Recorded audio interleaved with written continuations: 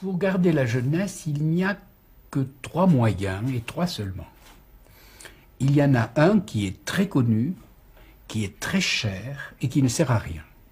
C'est ce qu'on appelle le cosmétique, qui peut aller de la chirurgie esthétique jusqu'au badigeon d'hiver. Quelle que soit la technique utilisée, elle ne sert à rien pour réparer des angles d'irréparable outrage.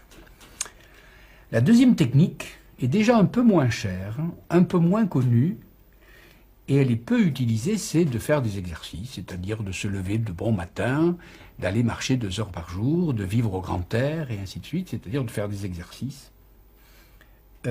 Déjà, ce moyen-là demande une morale. Mais le troisième moyen de rester jeune, le premier n'est pas efficace du tout. Le second est un peu efficace, car on voit en effet des vieillards verts qui ont encore bon pied bon oeil et qui savent marcher ou escalader les parois.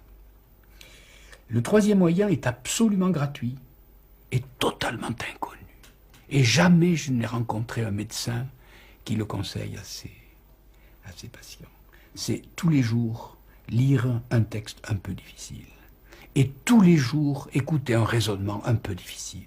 Et tous les jours faire un effort intellectuel. Parce que la vieillesse, c'est toujours le gâtisme.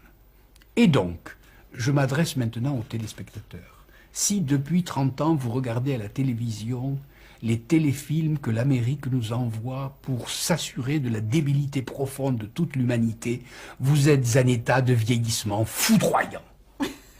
Et si au contraire, au lieu de regarder ça, vous prenez un livre un peu difficile, par exemple celui-là, oui, un peu difficile, et que vous essayez de comprendre une seule page pendant 10 minutes, vous êtes sûr de rajeunir.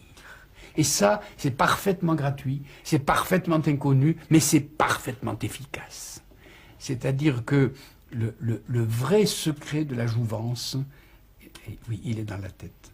Alors donc, plus de téléfilms à la mode américaine, lisez donc des livres, et je le répète, difficiles, pas des livres faciles, apprenez des choses difficiles.